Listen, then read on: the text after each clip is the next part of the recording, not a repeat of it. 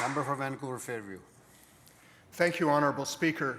The question here is really, and that's the question that constituents in Vancouver-Fairview ask me every time they come into my office, is housing a right? Do I and my children have a right to expect to be able to live in affordable housing, or is it a privilege? Honourable Speaker, moments ago, the member for Port Moody, Coquitlam, talked about an announcement by the government last week that she claimed was historic and would put more money into affordable housing than ever before. Honourable Speaker, the trouble with reading notes prepared by government spin doctors is that they need a reality check. So let's do a reality check, Honourable Speaker.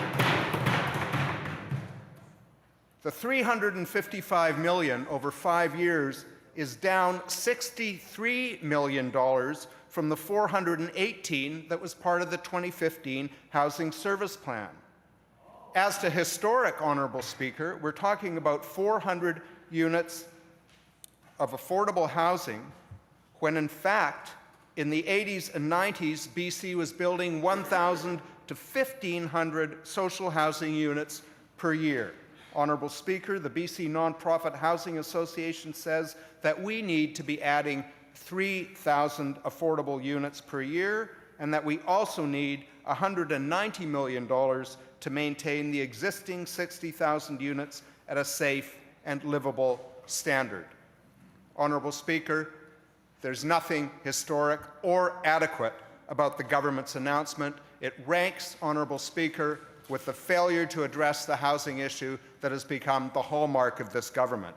Whether it's selling property that could be used for affordable housing, for social housing, for co-ops in order to balance its budget, whether it's pretending there is no issue with non-resident real estate speculation and investment that leaves empty lights all over the developments in Cole Harbour while people are looking for affordable housing, whether it's ignoring the shadow flipping and tax avoidance and harassment by real estate agents that has been going on in the Lower Mainland for years.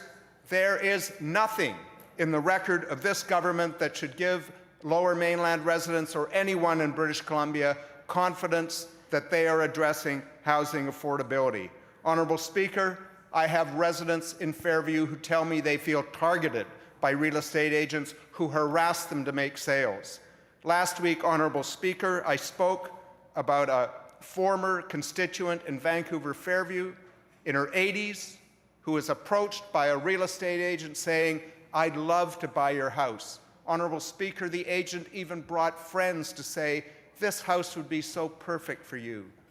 The agent said, "My dogs really would love this large backyard." So, Honourable Speaker, this woman in her 80s sold the home that she had lived in for years and loved to somebody that she thought would value it the same way. And yet, Honourable Speaker, in a cynical fashion, within 1 week of this 80-year-old woman moving from her home of many years, the agent flipped it for an additional $300,000 to $400,000 over the previous selling price, and the house was torn down.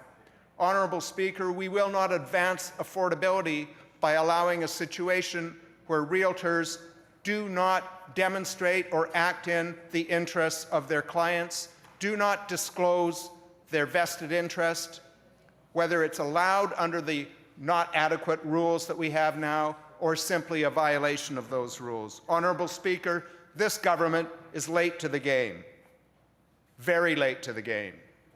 This government is playing catch-up after revelations in the newspaper last week, and this government is desperately trying to show British Columbians that it cares about housing affordability. But, Honourable Speaker, let's simply check some recent quotes by both the Premier and the Minister responsible.